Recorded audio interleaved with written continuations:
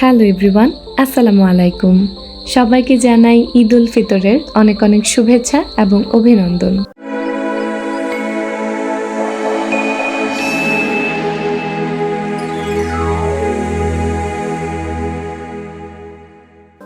ছোটবেলায় শেষ রোজার দিন যখন ইফতারের পর মসজিদের মাইকে শুনতে পেতাম যে ঈদের চাঁদ দেখা গিয়েছে, তখন কিন্তু আমরা যে যার বাসা থেকে সবাই দৌড়ে একসাথে হতাম আর এভাবে তারাবাতি আতশবাজি এগুলো ফোটাতাম। তো এখন যেহেতু বড় হয়ে গিয়েছি, বাচ্চাদের এই আনন্দগুলো দেখতেও ভালো লাগে। বাসার নিচে গিয়েছিলাম, তখন এগুলো দেখতে পেয়েছিলাম। আর এটা হচ্ছে ঈদের দিন সকালবেলা। আগের দিন রাতে শুধু জটবাটা রান্না করে রেখেছিলাম, আর সকালবেলা উঠে এই যে সেমাই, তারপর প্রেসার কুকারে চটপটিটা বসিয়ে দিয়েছি। তো আমি এভাবে যে সেমাইটা রান্না করি সবাই আলহামদুলিল্লাহ খুব পছন্দ করেন। তো লাচ্ছা সেমাইটাকেই প্রথমে আমি একটু ভেজে নিই গুঁড়ো দুধ আর সামান্য চিনি দিয়ে। এইভাবে সেমাইটা রান্না করলে দুধের যে ফ্লেভারটা সেটা খুব ভালো আসে। আসলে ঈদের দিন তাড়াতাড়ি সব কিছু করার জন্য গুছিয়ে কোনো কিছুই করতে পারছিলাম না, সেজন্যই আশপাশটা একদম মেসি হয়ে যাচ্ছিল। তারপরেও যতটুকু পেরেছি চেষ্টা করেছি যে গুছিয়ে গুছিয়ে কাজ করার। তো আমি সেমাইটা এখানে ভেজে নিয়েছি। ভেজে এরকম একটা ছড়ানো ডিশে এবার সেমাইটাকে রেখে দিব। আর আমার হাজবেন্ড যেহেতু শখ করে এই ফ্রাই প্যানটা কিনে নিয়ে এসেছিলেন, তো ঈদের দিন সেজন্য নতুন ফ্রাই প্যানেই রান্নাটা করলাম। তারপর ওই যে জাল করে রাখা দুধটুকু দিয়ে দিব। আসলে তাড়াহুড়োর মধ্যে কাজ করলে যা হয় আর কি, গরম মশলাগুলো উঠাতে আমার একদমই মনে ছিল না। যাই হোক, এভাবেই খাওয়া হয়ে গিয়েছিল। তো আমি সবটুকু দুধ কিন্তু দিইনি, কারণ এখানে যতটুকু দিয়েছি ততটুকুই কিন্তু সেমাইটা সোক করে নিয়েছে। তো তারপর ওপর থেকে কিশমিশ দিয়ে বাকি যে দুধটুকু ছিল সেটুকু দিয়ে দিয়েছি, তাহলে সেমাইয়ের যে একটা ভেজা ভেজা ভাব সেটা থাকবে। তারপর আবার একটু নেড়ে চেড়ে মিশিয়ে দিয়েছি যেন দুধটুকু সবটুকু পায়, নয়তো যেহেতু সেমাইটা সোক করা হয়ে গিয়েছে দুধটা সবটা জায়গায় পৌঁছবে না। তো এদিকে সেমাইটা রান্না হতে হতে নুডলসটাও সেদ্ধ করতে বসিয়ে দিয়েছি। আর এই তো চটপটির ডালটাও সেদ্ধ হয়ে গিয়েছে। চটপটির ডালটাতে সামান্য আদা জিরা রসুন বাটা দিয়ে আর অল্প লবণ দিয়ে তারপর একটা সিটি তুলে নিয়েছিলাম। এতে ডালটা দেখা গিয়েছে আস্ত রয়েছে আর ভেতরটা বেশ নরম হয়েছে। আর যখন সেদ্ধ বসাই তখন এভাবে বড় বড় করে আলুটাও দিয়ে দিয়েছিলাম। তো সেটাকে গরম গরমে স্ম্যাশ করে আবার দিয়ে দিচ্ছি। রান্না জিনিসটা আসলে এক একজনের ধরন এক এক রকম, তবে আইটেম কিন্তু সেমই। তো তারপর আমি তাতে সামান্য পেঁয়াজ কাঁচামরিচের কুচি, চটপটি মশলা আর একটু তেঁতুলের টক দিয়ে দেব। দিয়ে কিছুক্ষণ নাড়াচাড়া করে আরেকটা বলক উঠিয়ে নেব। আসলে চটপটির মধ্যে আমার পানিটা একটু বেশি মনে হচ্ছিল, সেজন্য আর একটু জাল দিয়ে কমিয়ে নেব, তাহলে টেক্সচারটা ঠিকঠাক থাকবে। তো লবণটাও চেক করে আরেকটু দিয়ে দিলাম। চটপটিটা আলহামদুলিল্লাহ সবাই বলেছিল খুব মজা হয়েছিল। আমি আসলে এত পাকা রাঁধুনি না, তবে যাই করি একদম বেস্টটা দিয়ে করার চেষ্টা করি। তো চটপটিটা হয়ে যাওয়ার পর আমি ঢাকনা দিয়ে ঢেকে এখানেই রেখে দেব যেন গরম ভাবটা থাকে। আর এদিকে নুডলসটা বসিয়ে দিয়েছি। ঈদের দিন সকালবেলা আসলে তেমন কোনো ভারী খাবার খাওয়া হয় না।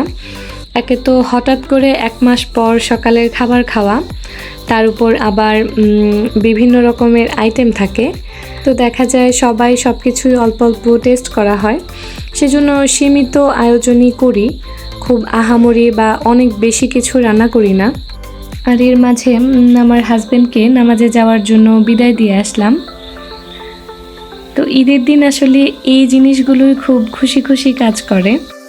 বাবা ভাইয়ারা ওনারা একটু আগেই চলে গিয়েছিলেন, তো সেজন্য তাকে একা একাই যেতে হচ্ছে। তো তারপর আমার রান্না বান্না শেষ করে আমার ছেলেকে গোসল করিয়ে একদম রেডি করিয়ে রেখেছি।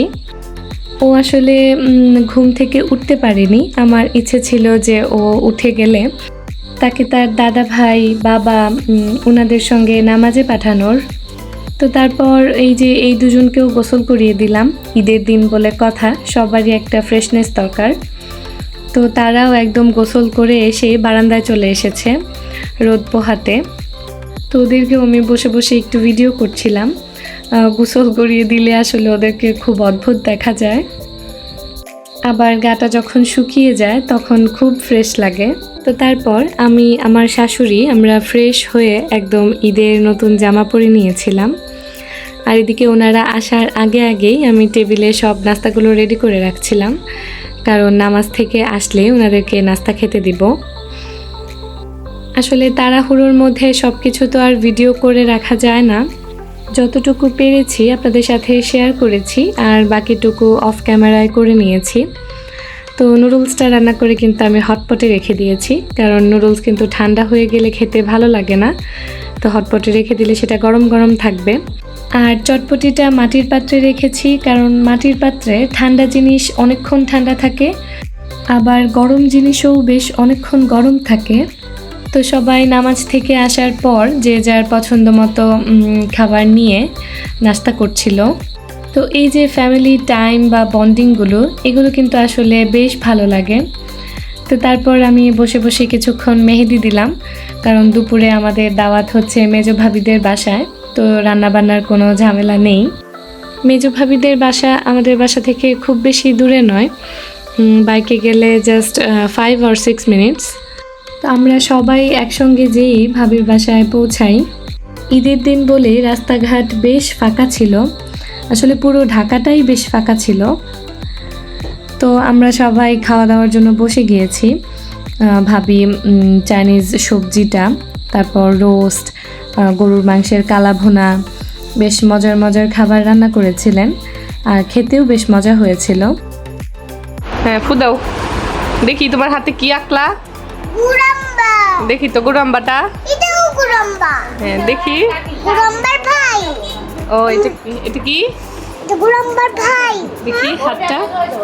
এটা গুরাম্বার ভাই। হ্যাঁ আসো। আমার পছন্দ তো মামি। মিটিং গুরাম্বা। সিম গুরাম্বা। মিটিং গুরাম্বা। তো এবার হচ্ছে মেহেদি দিয়ে দেওয়ার পালা।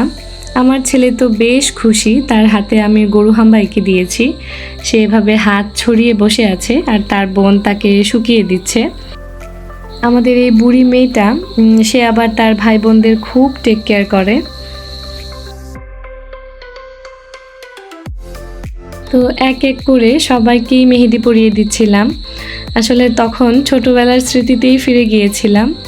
ছোটবেলায় চাঁদ রাতে আমরা যখন ওই যে তারাবাতি, আতশবাজি ওগুলো ফুটাতাম, তারপর সবাই মিলে একসঙ্গে বসে মেহেদি পড়তাম। কার মেহেদি কত সুন্দর হয়েছে, কারটার কালার বেশি হয়েছে, সেগুলো নিয়ে কম্পিটিশন থাকতো। তো সেই দিনগুলোই আসলে খুব ভালো কাটতো। আমার আসলে মেহেদি দিয়ে দিতে একটু বোর লাগে না, বেশ আনন্দই লাগে। যদিও আমি খুব ভালো মেহেদি দিতে পারি না, তারপরেও যতটুকু দিই মনে হয় চলে আর কি। তো বিকেলবেলায় আমরা সবাই আবার নাস্তা করতে বসেছি। ভাবি চটপটি, জর্দা, সেমাই ওগুলো রান্না করেছিলেন। তো সবাই বসে বসে গল্প করছিলাম আর এগুলো খাচ্ছিলাম। আসলে ঈদ মানেই হচ্ছে একটা খুশির আমেজ। তো সবাই সেই খুশিটাকে ভাগাভাগি করে সারাটা দিন কাটানোটাই আসলে ঈদের মূল আনন্দ।